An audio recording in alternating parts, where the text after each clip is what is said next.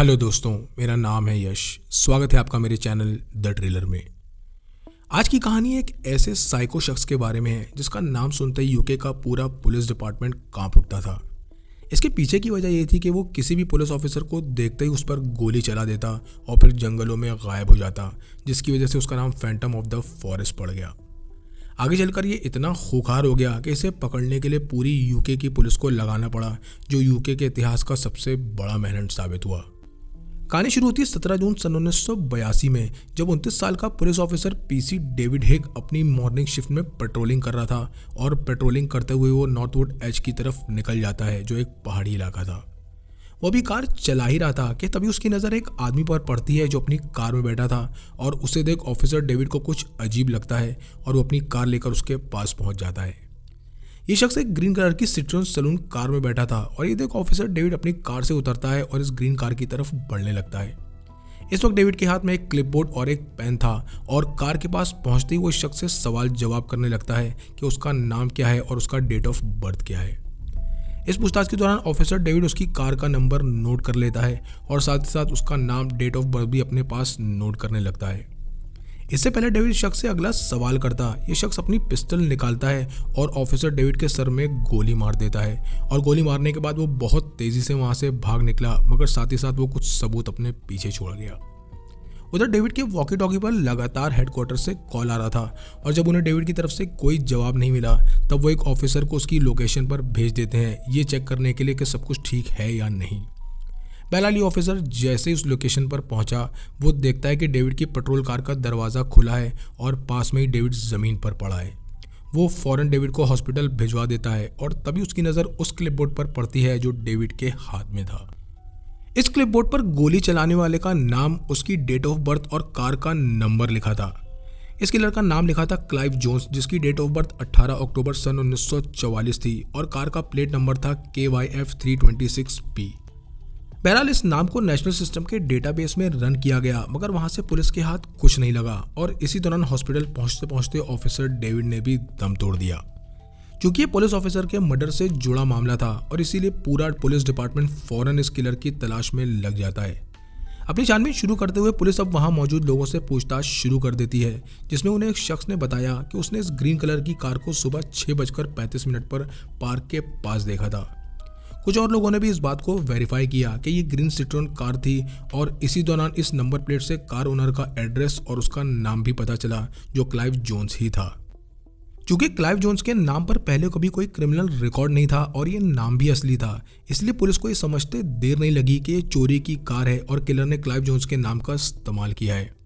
अब पुलिस ये समझने की कोशिश करने लगती है कि आखिर क्राइम सीन पर क्या हुआ होगा, और जो थियरी उन्होंने बनाई वो ये थी कि पूछताछ करने डेविड किलर के पास गया होगा और उसने करीब से गोली चला दी, जो बिल्कुल सही थ्योरी थी। क्योंकि पुलिस को वहाँ बुलेट के खाली शेल भी पड़े मिले, जिससे उन्हें यह पता चल गया कि इस मर्डर में 22 कैलिबर की पिस्टल का इस्तेमाल हुआ है, और अब उनके पास कार मॉडल और गन मॉडल जैसे सबूत हाथ लग चुके थे। इस तहकीकात में पुलिस को ये तो अंदाज़ा हो गया कि ये एक बहुत खतरनाक किलर है, जिसे उन्हें बहुत सावधानी और होशियारी से पकड़ना होगा। इसके 2 दिन बाद यानी 19 जून को एक ट्रैक्टर ड्राइवर को एक खेत से कुछ धुआं उठते दिखाई देता है, और जब पुलिस इसकी छानबीन करने पहुंची तब उन्होंने देखा कि यह धुआं एक ग्रीन कलर की सिट्रोन कार से उठ रहा है, जिसमें आग लगाई गई थी। ये देखते ही पुलिस ने जब इसे किलर की कार से मैच किया तो वो मैच हो गई और उनके हाथ इस केस से जुड़ा पहला सबूत लग चुका था। अब पुलिस अपनी छानबीन को और तेज कर देती है ताकि वो ज़्यादा से ज़्यादा सबूत इकट्ठा कर सकें, और इसी दौरान उनके हाथ एक फिंगरप्रिंट भी लग गया, मगर अब तक ये किलर बहुत दूर निकल चुका था और अपने अगले शिकार की तरफ बढ़ रहा था। 20 जून की दोपहर ये किलर लिंकनशायर के कॉटेज में घुस जाता है, जहाँ 75 साल की फ्रेडा जैक्सन रहती थी। वो फ्रेडा को रस्सियों से बांधकर उसका घर और पैसे लूट लेता है, मगर उसने फ्रेडा को कोई नुकसान नहीं पहुंचाया, और जाते जाते ये भी कहा कि अगली सुबह दूध वाला आएगा और वो उसकी रस्सियां खोल देगा। बहरहाल अगली सुबह जब फ्रेडा दरवाजे पर रखा दूध उठाने नहीं आई तब पड़ोसियों को कुछ शक हुआ और उन्होंने इस बात की खबर पुलिस को दे दी। महज कुछ ही देर में पुलिस वहां पहुंच गई, और वो जैसे ही घर के अंदर घुसे उन्होंने देखा कि फ्रेडा रस्सियों से बंधी है, जिसके बाद उन्होंने उसकी रस्सियां खोल दी। मगर पुलिस को अब तक जरा भी अंदाजा नहीं था कि ये केस और ऑफिसर डेविड का मर्डर आपस में कनेक्टेड है। एक बार फिर ये किलर पुलिस के हाथ से निकल गया और इस बार वो जर्टिन नॉटिंगम भाग गया, जो यहाँ से काफ़ी दूर था और जहाँ कई मासूम उसका शिकार बनने वाले थे। 23 जून की आधी रात को ये किलर एक और घर में घुस जाता है, जहां उसने बेरहमी की सारी हदें पार कर दी। घर में घुसने के लिए वो पहले घर के पिछले दरवाजे की तरफ जाता है, जहां एक विंडो का कांच टूटा हुआ था। इसी टूटे हुए कांच से उसने अपना हाथ अंदर डाला और पास में लगे दरवाजे का लॉक खोलकर अंदर आ गया। अंदर आते ही वो सबसे पहले उस रूम की तरफ बढ़ा जहां जॉर्ज ल्यूसिड और उसकी बीवी सिल्विया मौजूद थे, और वो दोनों को एक दूसरे से चिपकाकर बिठाता है और उनके हाथ एक तार से एक दूसरे के साथ बांध देता है। इस बार इस किलर ने पहले ही फैसला कर लिया था कि वो अपने पीछे कोई भी सबूत नहीं छोड़ेगा, इसलिए वो अपनी जेब से पिस्टल निकालता है और उन दोनों के सर में गोली मार देता है। जॉर्ज की मौके पर ही मौत हो गई और वो खून में लथपथ जमीन पर गिर गया, मगर सिल्विया की किस्मत अच्छी थी कि सर में गोली लगने के बावजूद भी उसकी सांसें अभी तक चल रही थी। बहरहाल जब ये किलर घर से वापस चला गया, तब सिल्विया रेंगते हुए अपने पड़ोसी के घर तक पहुंची और उसके पड़ोसी ने उसकी यह हालत देखकर फौरन पुलिस और एम्बुलेंस को कॉल कर दिया। हालांकि सिल्विया बच तो गई, मगर सर में गोली लगने की वजह से उसे ब्रेन डैमेज हुआ और उसकी याददाश्त चली गई। क्राइम सीन पर पहुंचते ही पुलिस आसपास के लोगों से पूछताछ शुरू कर देती है कि उन्होंने कुछ ऐसा देखा हो जो उन्होंने अजीब और अटपटा लगा हो। वहाँ मौजूद लोगों का कहना था कि उन्होंने एक ब्राउन रोवर कार देखी थी, जिसकी नंबर प्लेट पर AVU 875S लिखा था, और ये कार कुछ देर तक इधर उधर चक्कर लगाती रही। बहरहाल अब पुलिस इन मर्डर्स की डिटेल्स पूरे यूके में मौजूद हर पुलिस स्टेशन में भिजवा देती है, और साथ ही साथ इस कार का कलर, मॉडल, लाइसेंस प्लेट और बाकी डिटेल्स भी सभी पुलिस स्टेशन में भिजवा दी गई। हालांकि जब तक ये सारी डिटेल्स अलग अलग पुलिस स्टेशन तक पहुंची, तब तक ये किलर कार की नंबर प्लेट्स बदल चुका था और अब वो एक नए हमले की तैयारी कर रहा था। इसी दौरान 24 जून की सुबह ऑफिसर केन ओलिवर नॉर्थ यॉर्कशायर के जंगल के पास पेट्रोलिंग कर रहा था कि तभी उसकी नज़र इस ब्राउन रोवर पर पड़ती है जिसकी तलाश जारी थी। कार देखते ही वो पूछताछ के लिए इस किलर को रोक लेता है, और वो जैसे ही कार के पास पहुंचा, किलर ने अपनी 22 कैलिबर पिस्टल निकालकर सीधे उसके चेहरे पर गोली चला दी। गोली चलाने के बाद किलर कार से उतरा ताकि वो ऑफिसर केन पर और गोलियां चला सके, मगर तभी ऑफिसर के साथ जो जर्मन शेफर्ड कुत्ता था उसने इस किलर पर हमला कर दिया। ये कुत्ता किलर का हाथ अपने जबड़े में दबाकर खींचने लगा, जिसकी वजह से किलर का निशाना चूक गया और ऑफिसर केन, जो अभी भी जिंदा था, वो खुद को बचाने के लिए पास के एक घर की तरफ भागा। बहरहाल किलर ने किसी तरह कुत्ते से अपना हाथ छुड़ाया और धड़ाधड़ ऑफिसर पर फायरिंग करने लगा, जिसकी वजह से 6 गोलियां उसे लग गईं, मगर इसके बावजूद भी वो लड़खड़ाते हुए उस घर के अंदर तक पहुंच गया। कुत्ते के काटने की वजह से किलर अब पूरी तरह पागल हो चुका था, इसीलिए वो बंदूक उसकी तरफ करके उस पर भी गोली चला देता है और फिर वहां से फरार हो गया। इस शूटआउट की खबर मिलते ही पुलिस फौरन मौके पर पहुंच गई, जिसके बाद ऑफिसर केन और जर्मन शेफर्ड को हॉस्पिटल भेज दिया गया। और सबसे ज़्यादा चौंकाने वाली बात यह थी कि इतनी गोलियां लगने के बावजूद भी वो दोनों बच गए। यहाँ से भागने के बाद ये किलर इस कार को लेकर एक जंगल में चला गया और उसने इस कार को आग लगा दी, जिसके बाद वो पैदल ही जंगल में गायब हो गया। अब यहाँ से शुरुआत होती है यूके के सबसे बड़े मैनहंट की, जिसमें हर पुलिस ऑफिसर इस किलर को ढूंढना चाहता था और पुलिस की एक सर्च टीम तैयार की जाने लगती है। उसी रात इस पूरे डॉल्बी जंगल में पुलिस की अलग अलग टीम्स पहुंच गईं, जिसमें डॉग स्क्वाड भी शामिल था और साथ ही साथ कुछ हेलीकॉप्टर्स भी हवा में उड़ रहे थे जो इस किलर को जंगल में ढूंढ रहे थे। पूरे जंगल में अलग अलग जगहों पर कीलें बिछा दी गईं और बाहर जाने वाले हर रास्ते पर नाकाबंदी लगा दी गई, और एक एक ऑफिसर पूरी तरह चौकन्ना था और जंगल के चप्पे चप्पे को छान रहा था। अब तक 3 आदमी और एक औरत इस किलर का शिकार बन चुके थे, जिसमें से एक पुलिस ऑफिसर मारा जा चुका था, और इसी वजह से पूरे शहर में डर का माहौल बन गया और यह खबर मीडिया तक पहुंच गई। अगले 4 दिनों तक भी पुलिस के हाथ कुछ नहीं लगा और तब ये किलर 28 जून की दोपहर नॉर्थ यॉर्कशायर के ओल्ड मॉल्टन पहुंचता है। इसी दोपहर मॉल्टन पुलिस स्टेशन का फोन बजता है, जिसमें कॉल करने वाला बताता है कि उसने एक अजीब से शख्स को दीवार पर पेशाब करते देखा है और ये दीवार पुलिस स्टेशन से कुछ मीटर की दूरी पर ही थी। ये खबर मिलते ही ऑफिसर डेविड विंटर अपने कलीग को लेता है और उस दीवार के पास पहुंच जाता है जहां ये शख्स पेशाब कर रहा था। चूंकि यही किलर था, इसीलिए ऑफिसर डेविड जैसे ही पूछताछ करने के लिए उसकी तरफ बढ़ा, उसने अपनी पिस्टल निकाली और दोनों पुलिस ऑफिसर्स पर गोली चला दी। अचानक हुई इस फायरिंग से ऑफिसर डेविड नीचे झुककर भागा और एक छोटी दीवार के पीछे छुप गया, मगर ये किलर उस दीवार तक पहुंचा और क्लोज रेंज से ऑफिसर डेविड पर 3 गोलियां चला दी। ये पूरा नज़ारा आसपास रहने वाले लोग अपनी आंखों से देख रहे थे, जिस पर किसी को यकीन नहीं हो रहा था, और तभी इस किलर ने पास में खड़े एक रिपोर्टर और कैमरामैन पर भी गोली चला दी, जिसके बाद वो गलियों से होते हुए भाग गया। ऑफिसर डेविड के साथ जो दूसरा ऑफिसर आया था उसकी मौके पर ही मौत हो गई और एक बार फिर ये किलर पुलिस के हाथों से निकल चुका था। कुछ ही देर बाद लगभग 600 पुलिस ऑफिसर्स डॉग स्क्वाड के साथ निकलते हैं और पूरे एरिया के कोने कोने में फैल जाते हैं ताकि वो इस फैंटम किलर को पकड़ सकें। पब्लिक और प्रेस का प्रेशर अब पुलिस पर बढ़ता ही जा रहा था और पुलिस के सामने एक बहुत बड़ा सबूत शुरुआत से ही था, मगर वो उसे देख नहीं पा रहे थे। ये सबूत उसी क्लिपबोर्ड पर लिखा था जिसे ऑफिसर डेविड हिग ने लिखा था, जिसकी मौत गोली लगने से हुई थी।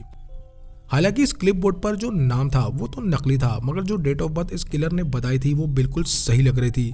और जब एक ऑफिसर ने इस डेट ऑफ बर्थ को ओपन वारंट से मैच किया तब वो एक नाम से मैच हो गया।